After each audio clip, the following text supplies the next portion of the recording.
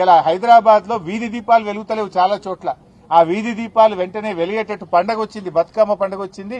ఆ పండగ పూట కనీసం వీధి దీపాలన్నీ వెలిగేటట్టు చూడు.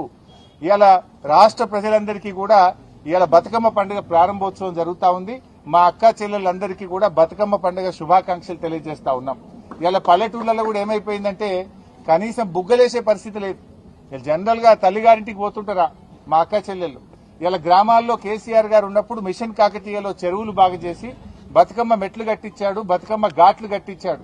పండుగను అద్భుతంగా జరుపుకోవడానికి ఫ్లడ్ లైట్లు వేసేవాళ్లు, రోడ్లు వేసేవాళ్లు, మొత్తం గడ్డి చెక్కించి అద్భుతమైనటువంటి సౌకర్యాలు ఉండేవి. కానీ ఇలా రేవంత్ రెడ్డి పాలనలో గ్రామాల్లో ఒక్క రూపాయి లేదు.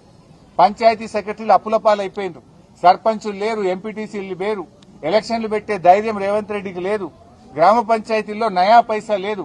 కనీసం పండగ పూట కూడా కాలిపోయిన బుగ్గలేసే పరిస్థితి లేదు. పండగ పూట గ్రామాల్లో చెత్త ఎత్తే పరిస్థితిలో ట్రాక్టర్ల డీజిల్ దిక్కులేని పరిస్థితి. బతుకమ్మకు ఏర్పాట్లు చేయడానికి గడ్డి మందు కొట్టడానికి కూడా గ్రామాల్లో పైసలు లేవు. ఇది రేవంత్ పాలన. మాటలకు ఎక్కువ, చేతలకు తక్కువ. కనీసం పండగనన్నా పట్టించుకో. ఈ పండగ పూటనైనా గ్రామ పంచాయతీలకు నిధులు విడుదల చేసి తెలంగాణలో అతిపెద్ద పండగ బతుకమ్మ, దసరా పండగ. ఈ పండగ ఏర్పాట్లు చేసుకోవడానికైనా గ్రామాలకు నిధులు విడుదల చేయి. నీ పాలనలో ఈ 2 సంవత్సరాల్లో గ్రామ పంచాయతీలన్నీ కూడా మురికి కూపాలుగా, చెత్త కుప్పలుగా మారిపోయినాయి. ఇప్పటికైనా కళ్లు తెరువు, గ్రామ పంచాయతీలకు నిధులు ఇయ్యి.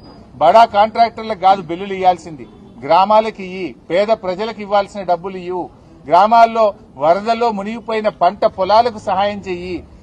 వరదల్లో మునిగిపోయిన పేద ప్రజలకు నిత్యావసర వస్తువులు అందించు.